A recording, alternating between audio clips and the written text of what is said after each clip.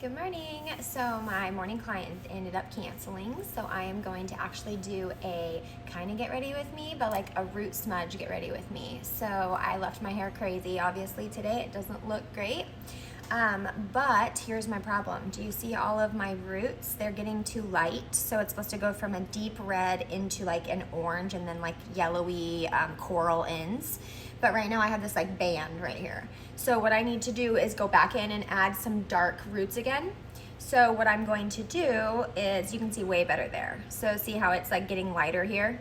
So what I need to do is I'm gonna take this Pyro Pulp Riot Deep Red and I'm going to get all of my roots and smudge them out. So I'm gonna teach you today how I do that. So this is my starting point, and then I will do all my parting and stuff, and then we'll be right back together. Okay, so I'm all parted out. I like to do this section, and then I take this top back part and put it up, and then I do this back section first because it's hard to reach when I'm doing my own hair. It's really hard to do your own hair. Thankfully I do hair for a living, so it makes it a little easier, but I feel like if you can do your own roots, more power to you, especially if you can smudge them perfectly. So I'm going to use this red and get started. Okay, so I don't know if you can see it that well, but I didn't want to do the video with you in the back because you can't really see what I'm doing anyways. So this section in the whole back is finished. Now I'm going to do the front. Okay, so I went ahead and got this section done just because I have really no hair right here since it's my shave part. And I'm going to do the last section with you so you can see. So what I do is I part like the section that I'm going to do, and you have to make sure that it's skinny enough to where you can get on both sides. But you also have to be careful because look, I just got red on my brush, right? So if I touch any of these ends that I don't want it, I'm screwed. Also, if it's on my hands, like where my gloves are, and I'm grabbing these ends, I'm also screwed. So this is what makes it difficult to do it yourself. So I take the color and I literally put it on my roots. I just like touch it and just kind of brush, but I don't extend it out because I don't want it to go too far. So I literally just paint it where I want it. So this hair wants to jump in, so I have to like mat it down with the color really quick so it doesn't jump in the party. And then I go on this side and I paint it up as far as I want. So like there's that band right there, do you see it? So I want to feather to that band. And then on both sides. So I see that band right there and right there. So now what I'm gonna do is I'm gonna take my comb and I'm going to literally, you can only get one swoop. If you do more than one swoop, it screws the ends. So I literally touch it, go through and drop, and do not touch it again. I have all this color on my comb. Now I have this little bucket that I made, and it's of water, and I literally shake it and get all the extra color off, and then I wipe off my comb every single section with a towel. The reason I do that is because it gives you a blendless seam. So like, or I mean a seamless blend. So like right here, I will not have a line where my roots and my orange ends collide. There will not be a line because of the way that I comb it through each section. I'm gonna do one more with you so you can see what I'm talking about. There's my section. It's gonna be really thin. I don't have any color on my hands, I made sure. And I'm gonna come through again, tap the color at my roots. There's gonna see these stringy little hairs that wanna join the party. You just have to ignore them because if you try to go too far, you're screwed. So I keep going up to that band. See that band? So I'm going to paint it to that band because I could, you know, technically bleach out that band, but I don't want to. My hair is naturally black, so it is already damaged. And the reason I do these bright colors is because I can change them as much as I want and I'm not damaging my hair. This red right now is deposit only. It literally only deposits color. It doesn't lift, nothing. So it does zero damage to my hair. So do you see how I got the section painted that I want? So I come from underneath and I literally go one time, one swoop all the way through the hair. Do you see that? Do you see how it blends that line like literally perfectly? So now I'm gonna do my little wash thing with this again before the next section. Okay, so I'm finished now with my root smudge. You can really see how it's blended. Yeah, it's messy, but it's also red. So this, do you see how like blended it is? This is what a root smudge is. I charge $75 for a root smudge of any color, and it's just really great because a lot of times around the face I'll only smudge the root and blend it out, and then farther back I'll do more just so it has that dimension of having the lighter around your face.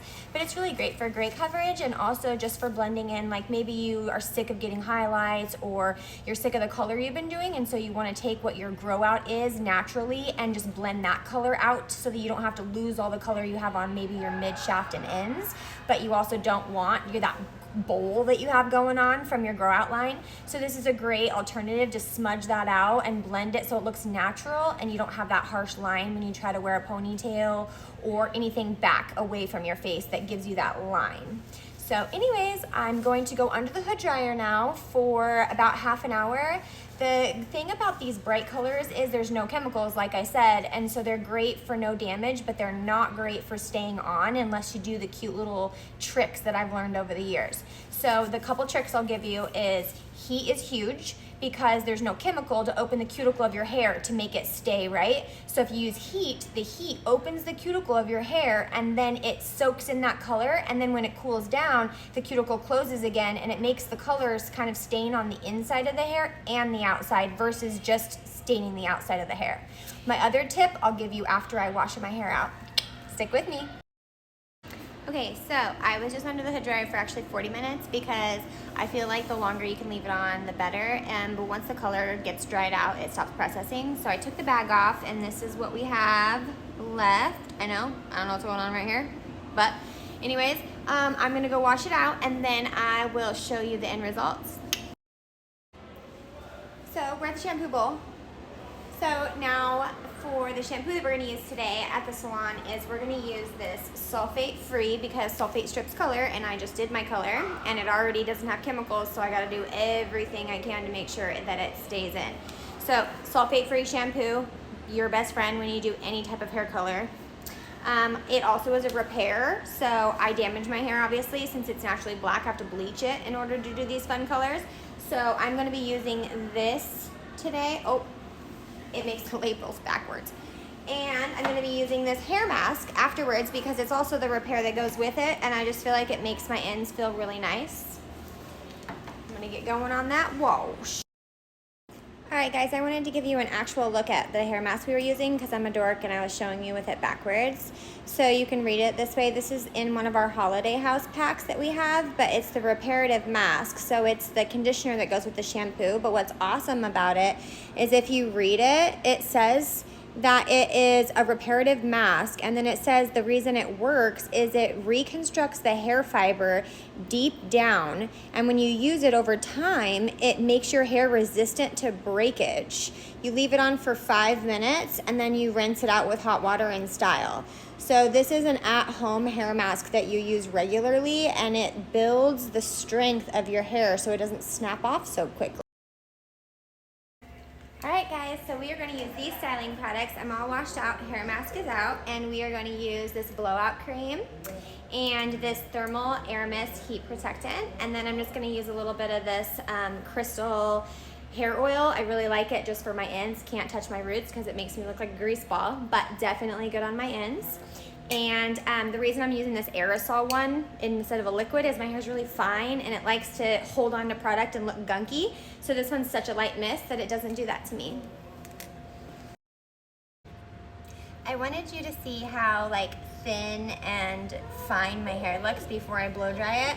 So it is so thin. And when I put in all of my products and blow dry it with a round brush, it gets so big and nice.